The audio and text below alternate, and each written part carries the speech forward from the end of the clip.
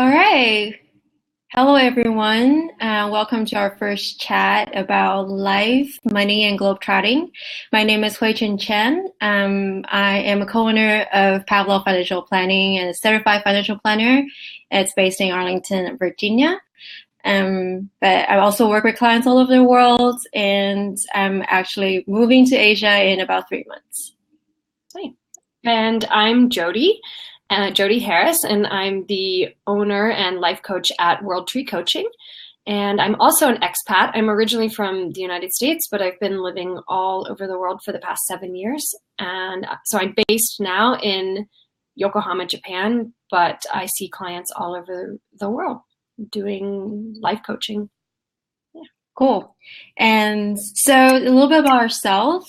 Like Jodi said, so we're both the so-called expat partners. It just means that we follow our husbands all over the world for their overseas assignments. So hence, our lifestyle and talking about globetrotting. The interesting thing is that Jodi and I met, I guess, almost 2 years ago or more than 2 years ago over the internet, and we still haven't met each other in person. Yeah. And we started talking about our work and what it's like to work with our clients, and we found out there are a lot of similarities and complementary thing about just how we help our clients live the life that they want. Yeah. So we thought that would be really interesting to start recording these conversations, and maybe other people can learn from what we're talking about as well, because it's been really educational for me. Yeah, for me as well. Yeah, it's super fascinating. Yeah. Okay. So to kick us off, Jodi, how about you just tell a little bit about what is life coaching and exactly what you do and what it's like? Right. So, the short answer for what is life coaching and what probably and not just life coaching, but coaching in general, is helping people get from point A to point B. And so that differs, for example, from like psychotherapy, in that it's very forward focused. So you are where you are now, and yes, you have this history, and yes, it's relevant to where you are now, but from where you are now with the tools that you have and the tools that you can learn, how do you get to the next place that you want to be? So every coach approaches life coaching differently. And there's a lot. That's one of the things I love about life coaching, is it's so much about operating from your own experience and from your own personality and from your own values. So when you work with coaching clients, you tend to attract people who are similar, and not in every way, but who have a similar outlook on life and a particular approach. So the type of work that I do is very much, I actually have a master's degree in social work, and I was a clinical social worker before becoming a life coach. So having a background as a psychotherapist really informs the type of coaching that I do.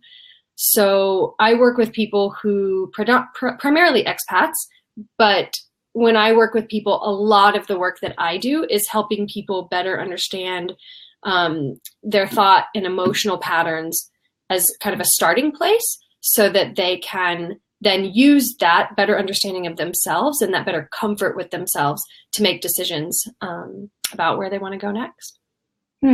Yeah, that's the one thing, when we first met, I thought was interesting, is learning about yourself as what you think what life coaching is. Because at the very beginning, I guess I asked you the same question, what is life coaching? But I feel like people who might want to look into life coaching is they run into a wall, like there's something they want to solve, and they may just want an answer, or like people tell them what to do. And from what you told me is that you don't tell them what to do. So I actually was just reading a client feedback form where the client, and I felt so good about this, is that she's been in the corporate world for many years. She's an expat spouse and is kind of looking at some different way, where she wants to go next. And she said, I expected you to be really pushy and forceful, and I was so happy to find that you're not pushy and forceful. So sometimes I joke, I'm like the anti-life coach, but it's mostly just my style. I feel like I'm firm I hope I strive to be clear and direct with people, but I'm also gentle because I believe my clients should be gentle and forgiving with themselves, So yeah, I don't tell people what to do. So let's do a role play a little bit. So it's kind of funny because I was just thinking, so I'm naturally actually a sort of indecisive person. And that's probably made me a good planner because I contemplate so many different scenarios. Right. Sometimes, it's good for lifelong decisions. So right. For long-term planning. But if I do the same with, like, say, what should we have for dinner tonight, which happens a lot. Like go through 10 minutes of all the different options and end up not knowing what I want. So like if I come to you with that kind of like, I have that sort of issue, like not being decisive, and I want to be able to make decisions quicker and be smarter about it.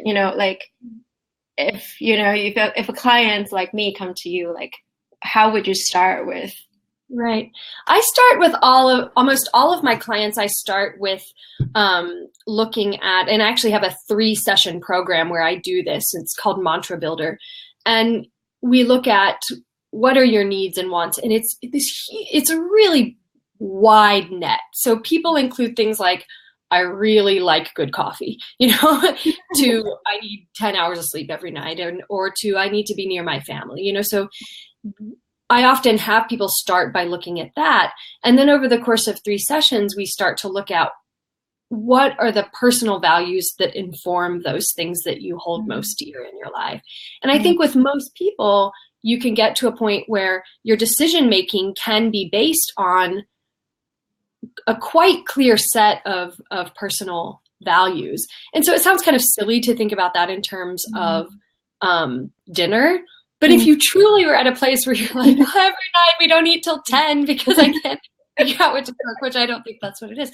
But that would be the sort of thing where we could look at, okay, well, what is the most important? And can you make a mental checklist? And that's what people learn in those 3 sessions with me is, can you start to make a mental checklist that when you're faced with a difficult decision, you can say, well, this is important to me, this is important to me, this is important to me. And anything that falls outside of that might have to be to the side. And of course, it's not always that simple, but a lot of times we make things more difficult than they need to be, So it sounds like there are sort of maybe conventional or more like techniques that people already developed, but you don't necessarily just come out and say, do this. Do you let people try to find out what will work for them? Is that I don't like completely ignorant, right? Okay. But it is extremely important in any coaching relationship, whether you work with me or anyone else, that clients are offered the opportunity to figure things out on their own. Because if I just tell you what to do, it's just not the same. It's like, with a child, sometimes you have to let them, if you're learning to ride a bike, you have to kind of fall down a little bit to figure out how to do it the best way for you. And, if my client asks me, can you recommend a professional conference that would be good on this topic, and it's something I know about, well, I'm not going to be like, I don't know. Why don't you do your research? But there is a degree to which in all of our relationships, whether it's with a coach or whether it's with your partner or spouse or with your kids, where you need to be able to hold back your own, your own thoughts so that someone can make their own decision. And you need people to do that for you too. Yeah, that is interesting. So the first time we talked about this, like it's very different from coming from, giving financial advice. Is people come to you, they literally need to know what to do. And they would tell them to research on the internet. You sort of to do that, not for them, but like to give them a starting point of, what's the prudent thing to do in your situation.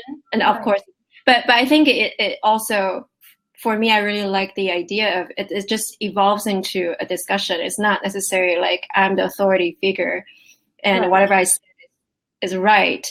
Because sometimes you don't, sometimes, especially in our industry, we really need to spend a lot of time knowing you and your particular situation and what you're like before you can tell you this is the right thing to do. Because, I can tell somebody to, some people are really good at budgeting, for example, and they just love doing it, and they're really good at controlling their expenses. And there are people who are not. And it's not, and some people who are not, you don't even know they're not good at it because they earn a lot of money. So they don't have to be really good at budgeting. They're still saving a lot of money just by the the virtue of making a lot of money. Yeah. So it's not always like you just come in and say, oh, you're really good, you're really bad at budgeting, but it's more like what I can do to help add some value to what you're already doing. Maybe you need to, maybe you don't need to budget to the cents because you have enough cushion, and maybe that's your style. You need to be able to be flexible. You don't want to turn your belt all the time, but if you have a family income that's just not high enough, and you need to be really going down to the cents, and here's what I can help you with. So you really go to different situations and try to learn from each other of what's the what other people are like, and what I can help with in that situation. How would you, like, if you were to describe excuse me, financial planning and a kind of simple description that all of us could be like, oh, that makes sense, and that's for me or that's not for me, how would you describe financial planning? Yeah, I think it's very similar to what you've just talked about. For me, financial planning is to help people live the life that they want with their resources. Yeah. And it's that simple. And of course, when you think about resources, it's money. Yeah. But now it's money. It's your time and your energy and what you know. It's basically you as a person, what you are and what you own. And eventually that's, the meaning of life, really. You just have one life. You need to live it to the fullest, to the way you want to. And when we talk about money, it's always sort of pigeonhole us down to, what we what's the best way to save money? What's the best way to not lose money? You focus so much at the dollar sign, and this is what I should do to, make sure I have the most left over. But eventually, it's like going back to the Scrooge story, if you have everything and you don't live the life to the fullest, what's the point of, having all this money left over? So it's coming with a prudent decision of what you can spend now, what you can spend in the future. If you're really only looking at money, but then also you need to look at how you can make money so you have more money to spend if you don't have already have them. So how do you, and I'm kind of springing this question on you, but how do you feel like I guess it's kind of two-part, because when I hear you talk, and this has been true ever since we first met, is that the way you are or seem to be as a financial planner seems so different than what I have as the stereotype of a financial planner. And now that I say that, I'm like, wow. And I think I'm kind of the different from the stereotype of a coach. It's interesting. So I kind of wonder if, how do you see yourself as being unique or different in the way you work compared to what someone might imagine the stereotype of a financial planner? First of all, I don't wear a suit. Well, but I wouldn't say I'm unique. Everybody's unique in some way. I would say that looking at your life in general, when you think about money as unique, there are a lot of financial planners also look at things that way. But they do have sort of like a general consumer stereotype. When you think about money, you think about investment, you think about bank, about rigid. You think about make a lot of money or not lose a lot of money. So So there it's more like because you have this professional image of what people should be doing Right. to guard your Right. versus really the money is there to be used. Right. I Yeah. think it's a two different perspective of, putting your money in a vault Right. and, have your money so you can use it to live the life you want. Right. Right. Yeah, so I think there's not, well, I don't think there's a tension between the two camp. Uh-huh. I think it's just like people are focusing different things, and I think people with certain personality tend to focus on the life part, and the people who, I think there's also the professional stereotype because when you're looking at money, you at least have to be good at math. Right. Yeah. Yeah. So if you're good at math, Yeah. likely you're more analytical Uh-huh. and you are focusing on the problem. Right. Which is true for a lot of financial planner. But I've also come to know a few, no more than a few, that they really care about their clients in a way that they sort of more like maybe the more coaching ideas, or like empathy and really understanding their situation. And sometimes that's what clients need, and not necessarily a very high level planning technique that they can save, $1,000 more a year. Right. Right. Although it's good to, if your financial planner can help you do that, Right. but then maybe it's more like understanding and listening to them and understanding where they're coming from and help steer them in a direction that they can, the habits that, they learn from you or they develop from relationship with you. So they know, they live a life that's simpler and just happier. Right, right. So it sounds like to me when I hear you describe it that for you, and correct me if I'm wrong, but for you, when you look at kind of like the pie that makes up someone's life, that, money and being content and happy with your financial situation is just one piece of the pie. And so, you have, if you had a client who was like, it's really important for me to be able to spend quality time with my family, and I don't need to be rich to do that, I just don't want to be poor, right? Then you respect that and see that as a key to determining what's best for them financially, even if you're like, oh my gosh, but if you just took an extra $500 a month, you could be a millionaire, right? But you look at the whole, the whole system, I guess. Yeah, and the interesting thing is a lot of people look at money as part of their life, as this is my financial life. Right. I need to know what to do with it. Right. And there's my family life. There is my professional life. I want to say that there's no such thing as part of your life is financial. Right. Every single thing you do in your life has financial repercussion. Right. Right. Yeah. So if you choose to spend time with your family, you lose the time to earn money, obviously, or not earn money, or not spend money. Right. And it just a lot of things like choosing what to buy, choosing what to have for dinner, choosing to smoke or not. Right. There's many different. Actually, that's why I said every single thing you do, there's like some kind of not necessarily monetary, but in resource wise, or using it or not using it. Right. So.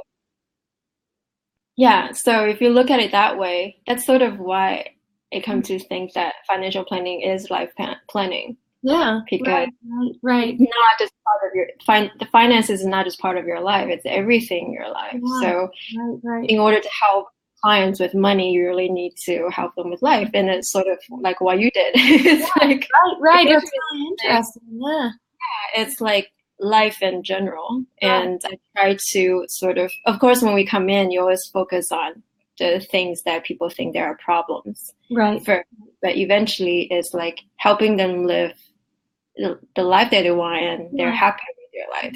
Right. Yeah, and it's certainly like from my perspective, I have people come to me who they want to work on, their professional situation, or they want to. I work with a lot of people like us that are trailing spouses, even though I hate that term, but who are they're not trailing at all, but they've they've moved because of their spouse or partner's job, and they've moved overseas. And so I work with a lot of people who want to focus very specifically on their professional situation, or want to focus on building relationships, or want to focus on even just understanding themselves better. And I found that if we automatically just kind of jump into, okay, well, what do you want to do professionally? That there's this foundation of understanding themselves that we leave out. And so that just in the same way you're saying, well, money is really a part of everything you do. You know, the relationship you have with yourself and the insight you do or don't have about the way that you respond to the world is that background, you know, the background music to everything that you do. So if you don't really understand yourself, and if you don't really understand why you make the decisions you make, well, you can change your professional outlook, but it's like using old tools for a completely new job, you know, that, and sometimes you need, you know, insight into the new tools, you know. Yeah, and yeah, that's a very good point. Is like how we started the show, is like understanding yourself, which is actually not the easiest thing to do when you're just living day-to-day life and have family and children and work responsibilities, and actually like stop to, you know, really examine yourself. And one thing I want to go back to, one thing you said earlier, is that, you know, your 3-step process about first you actually identify what you need and what you want. That's, you know, what's important to you. Do you find this easy? Do you find that people can just come out and tell you what I love doing that? It's actually, so people get, when they work with me, they get this handout, and I encourage them to just start listing as many wants and needs as they can think of. And people, and then with the first session, I'm like, okay, well, how did that go for you? And so frequently people are like, at first it was really hard. I mean, some things were obvious, you know, like, oh, you know, I want to spend time with my kids, or I want to be fit, or I want to eat healthy. But then they get kind of stuck. And that's what happens to all of us. We almost never take time to really list every single possible thing we could want and need. And some of these things might not end up being important, but when you invite someone to list every possible thing, like, I really like nice pillows, or, you know, I need to get a pedicure every month, or, you know, whatever it is, right? It's, I mean, totally random stuff. Then at first it's hard, but then people have the permission to do that. And what they find is that they knew those things all along, and they had just kind of filed them away. And so, and I love it. And people often say like, oh my gosh, I don't know why I put this. And I'm like, you put that because it's important. If we give all of those things the same weight, just for one coaching session, it's, you know, 45 minutes of your entire life, you give all of those things the same weight, you start to see where some things, you start to see the kind of trends between those different things, and the themes that run through all of those things, and the values that define those different things, you know? Yeah. I wonder if you notice that, especially like working with a lot of trailing spouses, I feel like people in our situation sort of sometimes get used to, they're twofold. So first thing is that because there's a level of sacrifice that the life that we live, that you tend to sort of, like you say, file it away. Because in order for you to feel happy about what you're doing now, you sort of have to, you know, like you can't keep thinking about the things that you may want or need, but you don't currently have. Right. And the second thing is that, what was the second thing I want to talk about?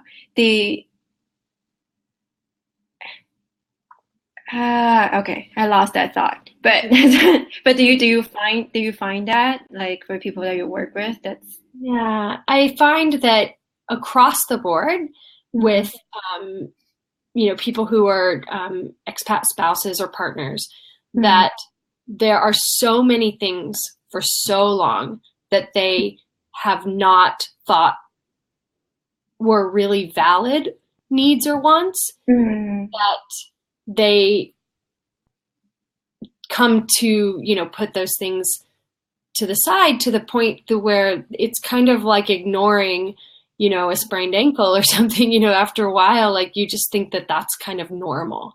Yeah. Yeah. Okay. The second one came back to me. So the second one is that you don't really know what you want until you lose it. Mm-hmm. Yeah. Or what. Right. Yeah. Right. And it can be, I mean, for so many people, like it can be, this particular, restaurant that you like to go to, or it can be, this particular park, or it can be, being able to go easily to a bookstore in your own language, in English or whatever your first language is. And that it's not until you don't have those things at all. And I think this is particularly challenging for people who are going overseas for the first time. You don't know what you're going to miss or what you're going to feel the sense of loss about, because it's so unimaginable to not have that particular thing or that particular experience. So, yeah. And then we look at a little bit of like how those wants and needs, play into different, what parts of our lives those wants and needs inform and support. And it's an interesting process. I love doing it. And people, at the end are, always come out with this kind of sense of, almost always it's like they knew, but they just hadn't, had the support to kind of put it all together. Yeah. Do you find that people end up maybe deciding that those things are too important and they need to move back home and then not live like this anymore because That's a good question. I think I have, in the 2.5 years that I've had World Tree, I have had people say they're not sure that lots of people say that they're not sure this lifestyle is for them. And, maybe it's not, I don't say either way. I'm like, okay, well, let's get you where you need to be, wherever that is for you. Right. And in almost every case that I can think of, the client found something, in a sense, and this is what I find so often, is that they found home and it's with them.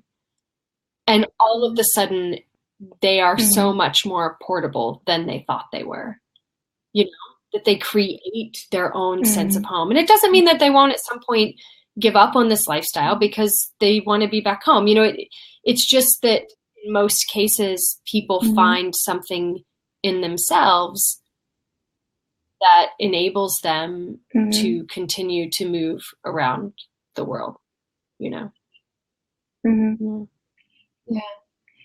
Yeah, I think that's a really good point. Just eventually bring back to what you're talking about, the values and what people learn from the process that stays with them. And and this is also something that I strive for when I work with my clients, is that, eventually there are so many things in life. You're not going to get everything and you're not going to be happy with everything. But if there's only one thing that you can take away from your time working with me, what would that be? And if that will help you for the rest of your life, it will be. And I think probably both of us support people in this, like, sometimes I think that's like, like working yourself out of a job in a sense, because it's helping people find tools. And this is probably more so true with, I don't know. I mean, I don't know. I say that on the one hand, the other hand, I'm like, oh, but you can always work with a coach and it's always beneficial. And the same with a financial planner, right? Because life changes. But it's the sense of that everyone should have the gift of feeling confident in the skills that they have. And at the same time, their ability to ask someone else to help them out, And I think that both provide that. Yeah, I think.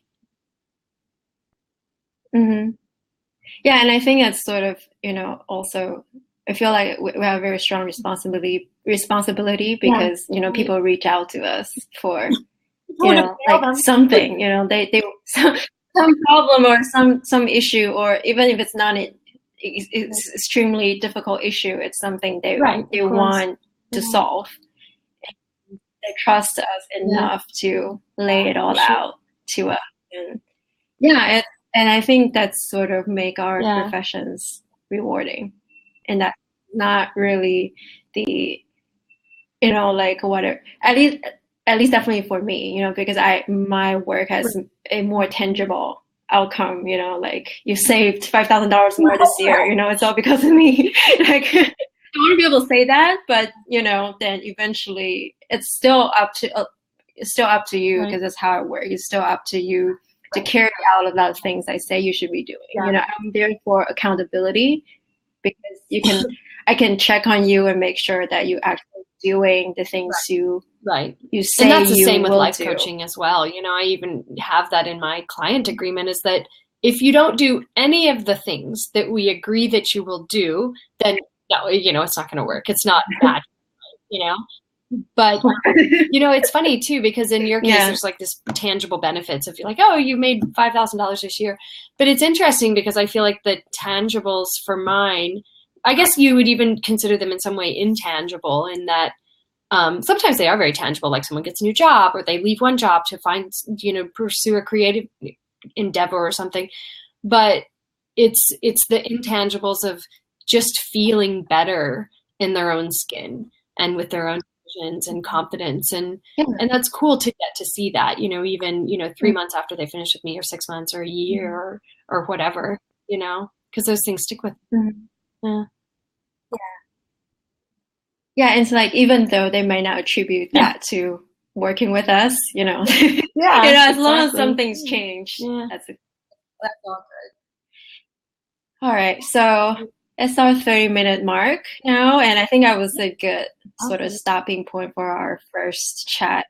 I learned so much. You too. Again, like just talking from different perspectives again. So it's been great. So we don't know when we're going to do the next one yet, but hopefully we'll definitely do the next one. And I hope you will join us again, everyone. And well, have a good rest of your week. Bye. Bye.